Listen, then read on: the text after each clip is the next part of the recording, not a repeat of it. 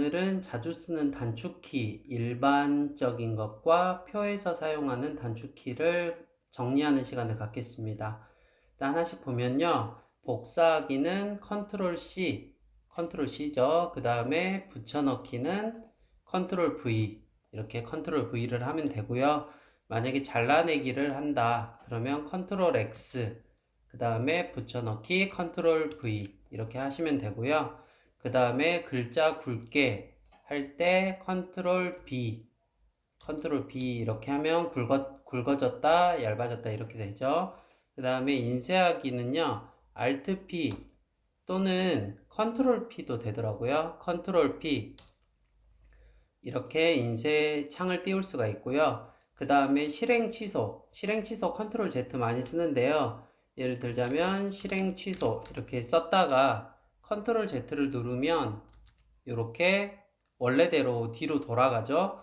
근데 이거를 다시 실행하고 싶다. 다시 실행하고 싶을 때는 컨트롤 시프트 Z, 컨트롤 시프트 Z를 이렇게 누르면 다시 실행이 됩니다. 컨트롤 Z는 많이 아시는데 다시 실행 컨트롤 시프트 Z는 잘 모르는 경우가 있어서 다뤄봤고요. 그 다음에 찾기와 바꾸기는 컨트롤 F입니다. 컨트롤 F를 누르면 찾을 내용, 뭐 편집 용지를 찾아볼까요? 편집 용지 찾으면 이렇게 찾아지고요. 그 다음에 여기에서 바꾸기도 할 수가 있어요. 만약에 편집 용지를 편집 한 칸 띄고 용지 이런 식으로 모두 바꾸기를 하면 이렇게 지금 바뀌었죠. 이렇게 바꿀 수가 있습니다.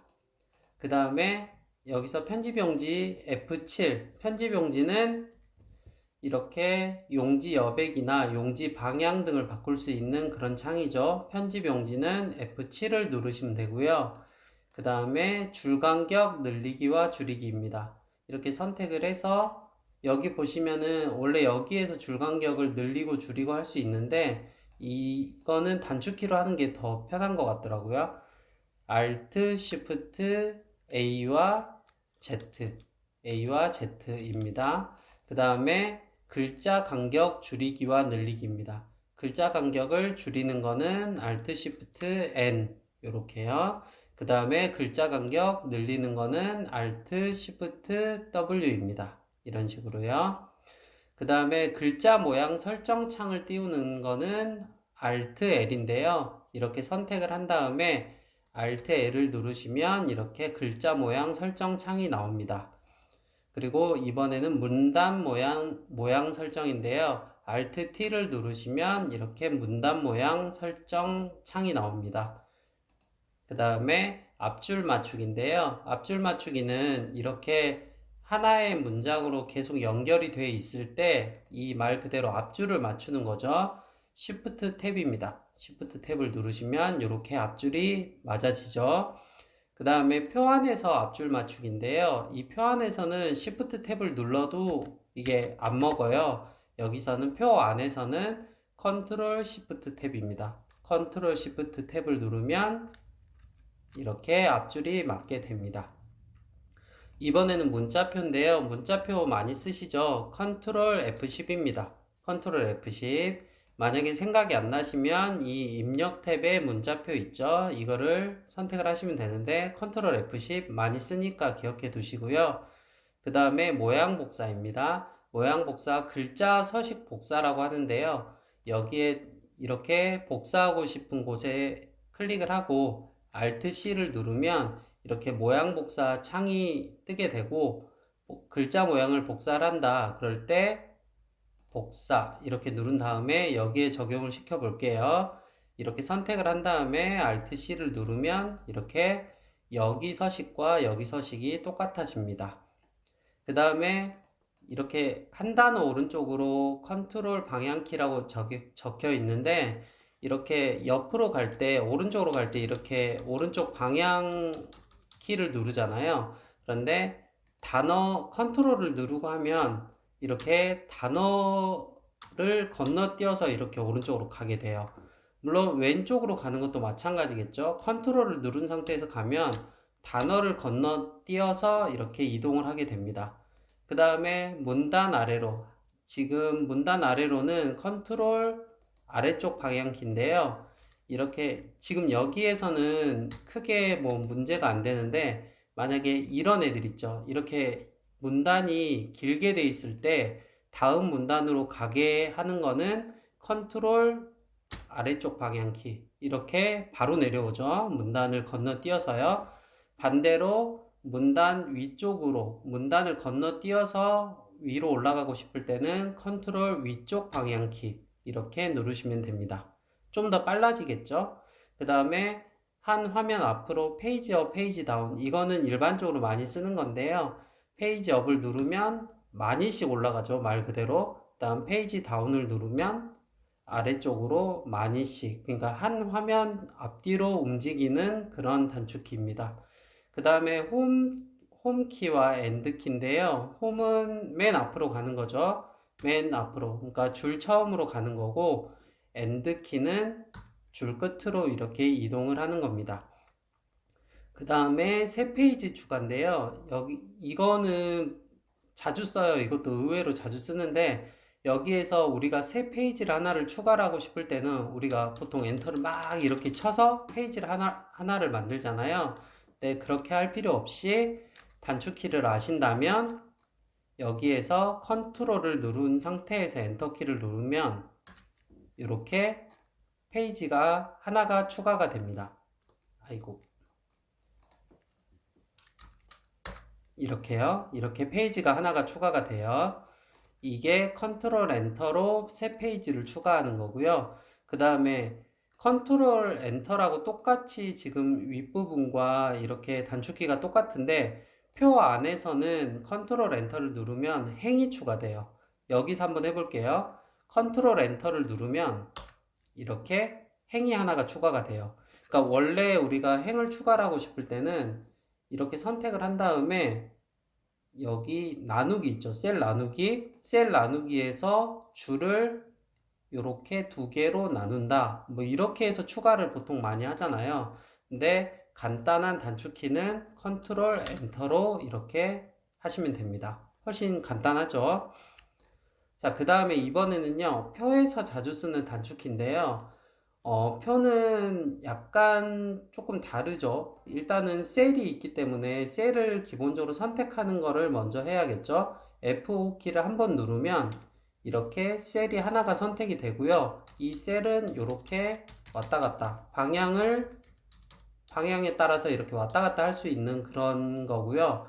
그 다음에 여기에서 한 번 더 누르면, 그러니까 두 번을 누르면 이렇게 블록을 설정할 수가 있어요. 이렇게요.